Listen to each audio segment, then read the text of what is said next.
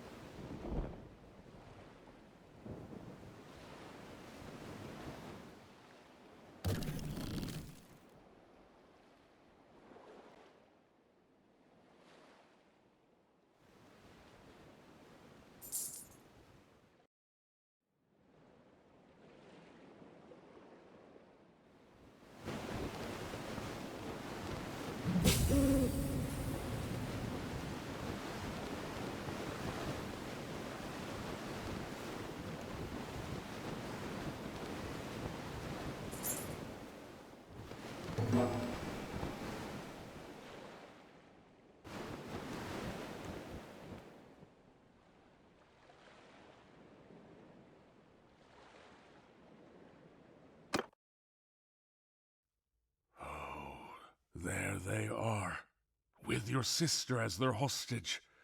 A straight-out attack is out of the question. Throughout this voyage, I have been thinking on what we might do to ensure her safety. And I recommend that we try an old corsair's trick. Do you see that big cluster of ships back there? That's got to be where they're holding the prisoners. That smaller vessel out front, though, that's got to be a picket, and it will stop us before we get too close. Let's approach it, pretending to be a buyer, while Bjolgur and Lahar stay out of sight. Cruces can banter with them a bit as a distraction.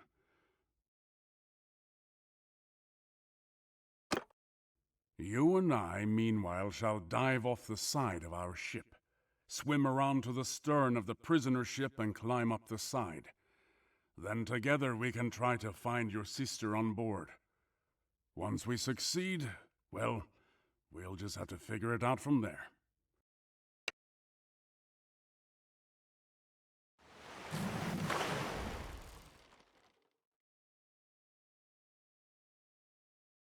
Do you see that big cluster of ships back there? That's got to be where they're holding the prisoners.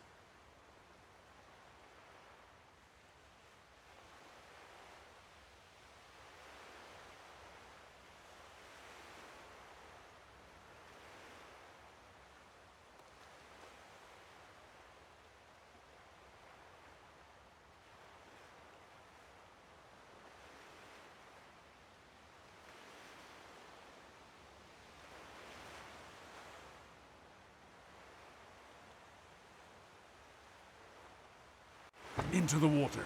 Let's go while Purig's men are distracted. Swim fast.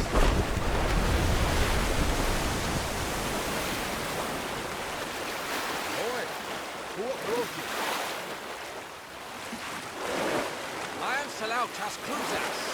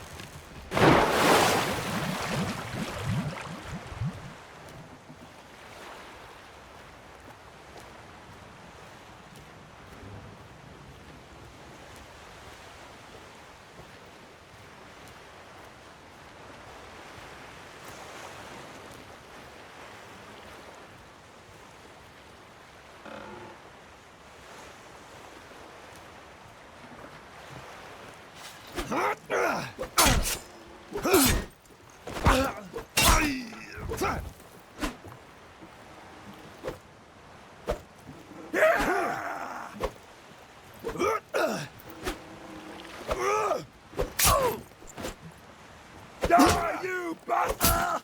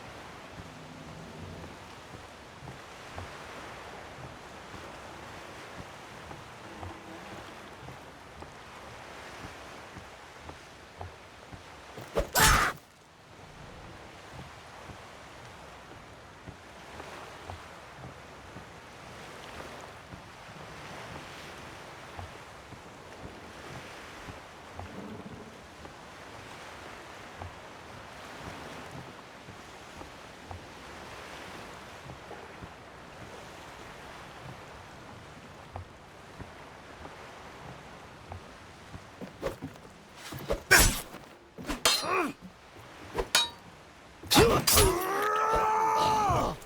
get to the hold.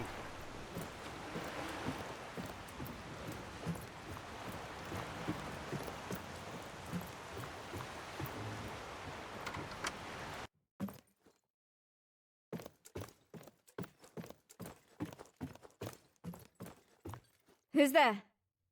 What's going on? Heavens mercy, what are you doing here? I'll be silent. What's going on? Can you get me out of here? I understand. Heaven protect you, brother.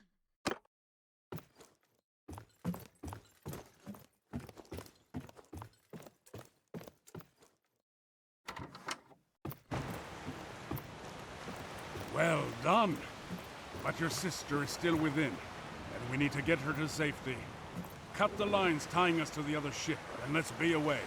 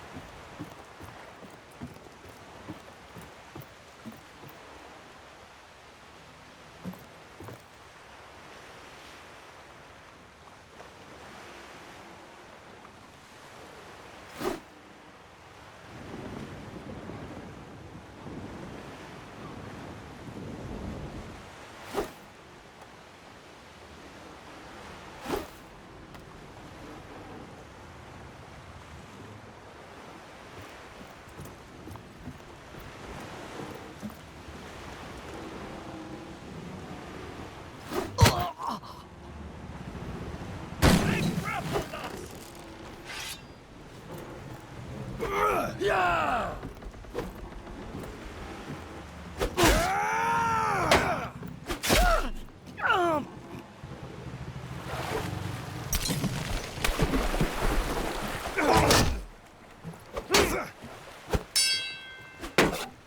Die, dog!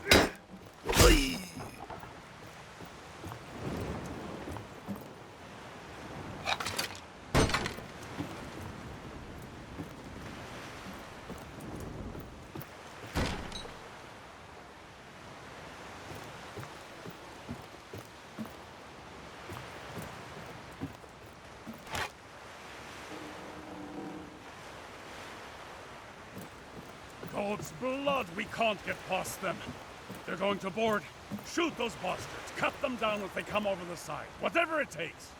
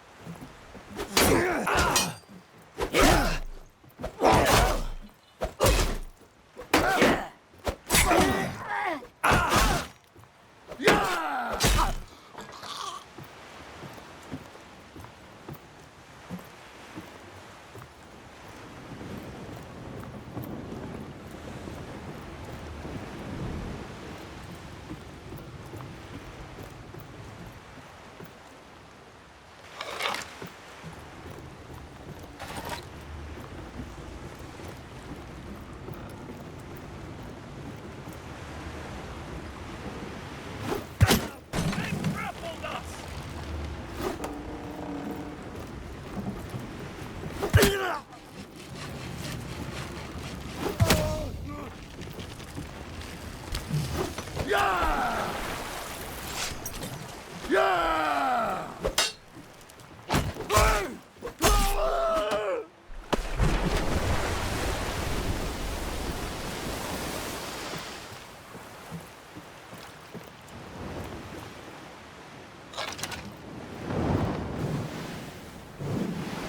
Ahoy to you, Gunnar. An exemplary escape. Is the captive safe? You two snatched their ship right out from under their noses. A fine story to tell my brothers. If we survive this. Ahoy to you, Bjolgur! And ahoy to you, Lahar! She is indeed safe with us. But now it looks like the whole pack of hounds are coming baying out to meet us. You two brave fellows get on our flanks, and we'll meet them prow to prow.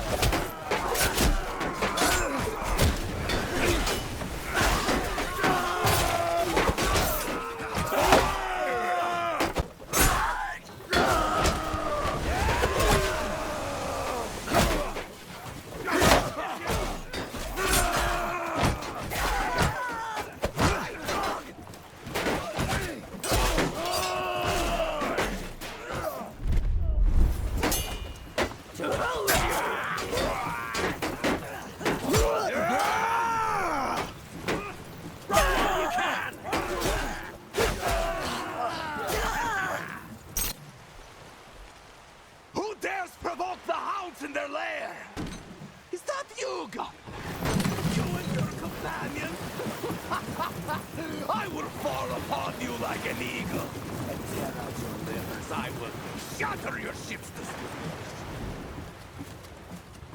I will spill your blood upon the waters. I will send your corpses to the slimy depths. Your skull will be a home for scuttling things, and Moran shall make a toothpick of your shin bone. Do you hear me?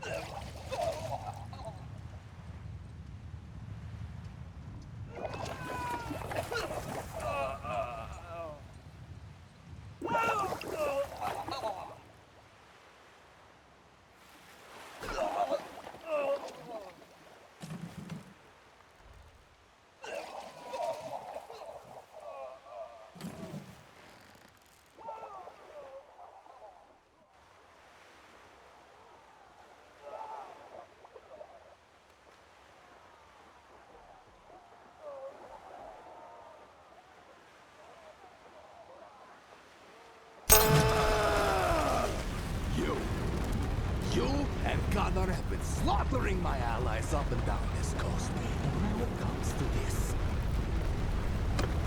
I was going to forge the Sea Hounds into a weapon of vengeance against the House of Oblivion. I would have drowned them in their own blood. But the free warriors of the North, who stood against the tyrant, I would have showered them with gold. I would have given them the fame they deserve. I would have ruled the Northern Seas. But that is all for now. Instead, the kings of Northing, Gunnar and I fought, have the last rat. So do you like what you've wrought? Not much honor in having your men just cut me down, is there? Fight me 1-to-1. I win, I go free. If you win, people will remember you as the one who slew the terror of the North.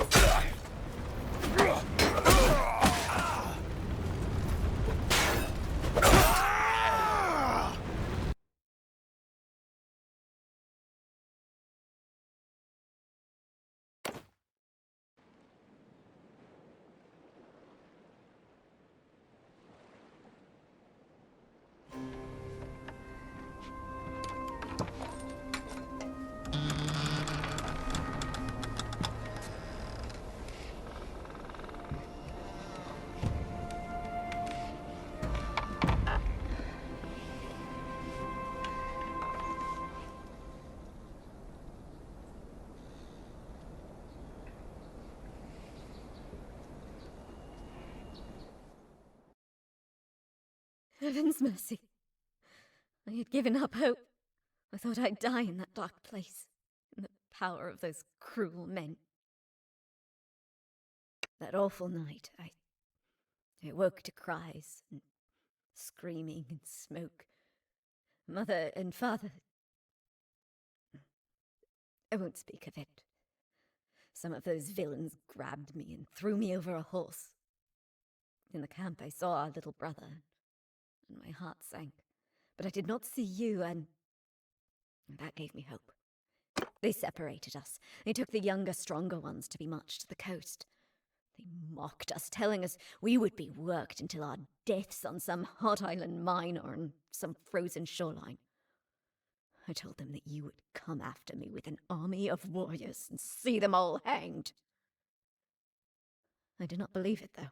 I just could not bear to have no answer to their taunts. We arrived in Ostrakan. We were smuggled in by night, as the slave trade was banned by the Vlandian king, although many there clearly profited from it. Eventually, Purrig came to buy us. He questioned us all closely about our families. At first I thought he was trying to find out whether he could get a ransom for us.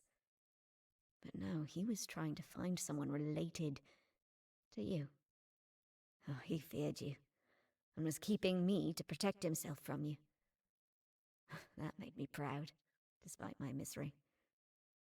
They threw me in that cell when he found me, and we sailed from port to port. Sometimes I could press my ear to the door, and I could hear Purrig discussing his plans to topple the Nord king and build a pirate empire.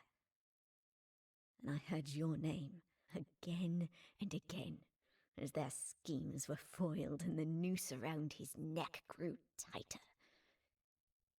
And then, just a short while ago, I heard your voice at the door of my cell, and I knew heaven had answered my prayers.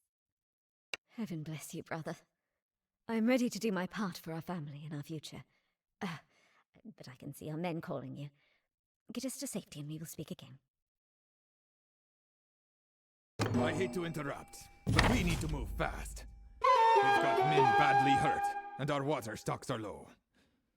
My lads won't be leaving any loot behind, though. Not after they bled for it. We shall see you in Ostrakan.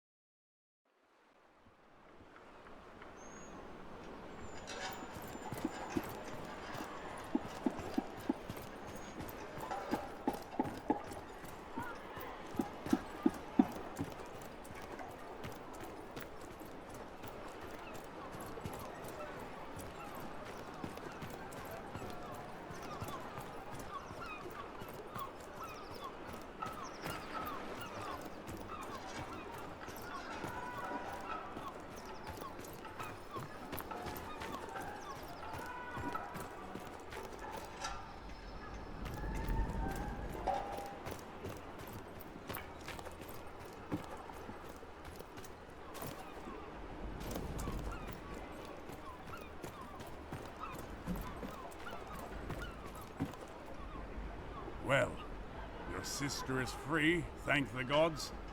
You gave Purrig the death he deserved. None will mourn him. As for the Sea Hounds, I hear they've mostly scattered. It's time for me to return to my home in Vineland. I've settled what I wish to settle. And all this rowing and ramming and climbing and jostling and fighting is hard on my old bones. My men, though, well, some of them have been quite impressed by your leadership. They want to follow you if you'll have them. And as I mentioned, they prefer to sail on our ship, the Wavesteed. So I guess that's yours too, if you'll have it. She'll carry you well, especially in the rough seas of the north. You should come see me in my village, Lagshoven in Vineland. It's not much, not for a warrior like you, who's no doubt seen all the wonders of the Empire and the lands beyond. But we can pass a summer's night on the beach and drink to our deeds. Farewell, my friend. It's good to be free and back on land. Things have changed so much, though. Men follow you and jump to their feet to obey your orders and speak of your deeds. One moment I'm a slave, and the next I seem to be some sort of noble lady. I need some time to rest. I will seek out our brother. Again. Pray lightly to heaven for yourself.